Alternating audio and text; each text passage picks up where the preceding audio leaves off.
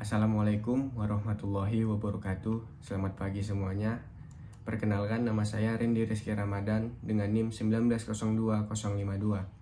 Saya mahasiswa dari Institut Teknologi Sawit Indonesia dengan jurusan Teknologi Pengolahan Hasil Perkebunan. Baiklah, di sini saya akan mempresentasikan hasil tugas saya yang diampu oleh dosen Ibu Rahima SST MT.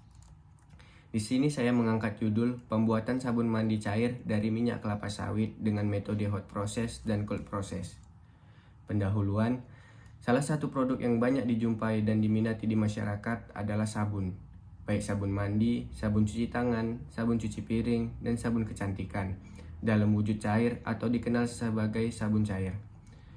Dalam menjaga kesehatan atau kebersihan tubuh, masyarakat banyak yang menggunakan sabun mandi cair karena sangat praktis dan dapat dengan mudah dibawa kemana-mana, ekonomis, dan lebih higienis dibandingkan penggunaan sabun batang.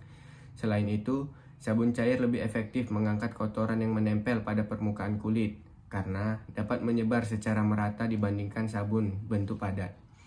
Dalam pembuatan sabun cair, basa alkali yang digunakan adalah kalium hidroksida atau KOH. Pemilihan bahan dan komposisi pada pembuatan sabun mandi cair akan mempengaruhi karakteristik sabun cair yang dihasilkan. Proses pembuatan sabun cair dapat dilakukan dengan pengadukan minyak dengan KOH pada suhu 60 derajat sampai 70 derajat Celcius. Jika pengadukan dilakukan di atas suhu tersebut, maka sabun akan menjadi berbusa dan meluap. Sedangkan sebaliknya, jika berada di bawah suhu tersebut, maka sabun akan menjadi tidak homogen.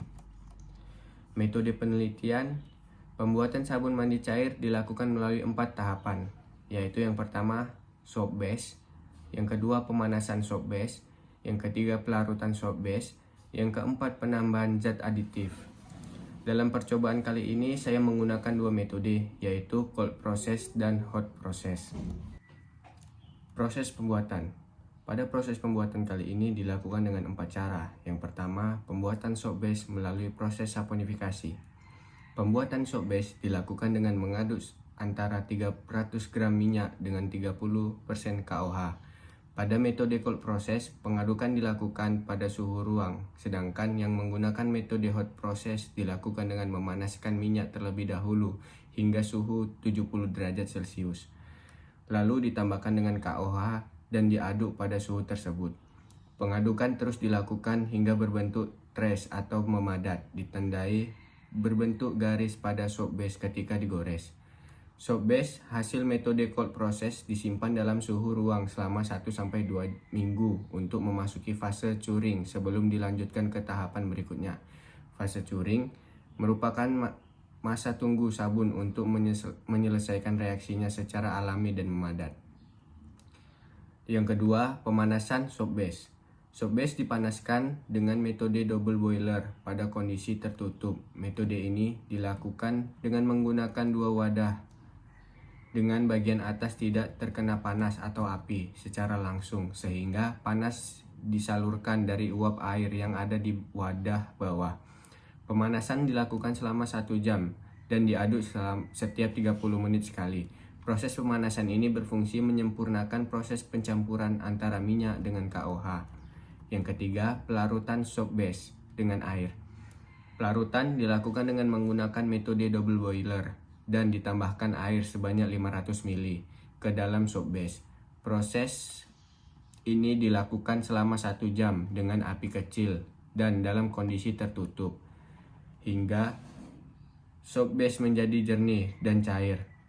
Pengadukan dilakukan sesekali untuk meratakan proses pelarutan dan dilakukan perlahan agar tidak berbentuk busa. Selain itu, pengadukan yang terlalu sering dapat mempercepat proses penguapan sehingga kandungan air di dalam sabun semakin sedikit.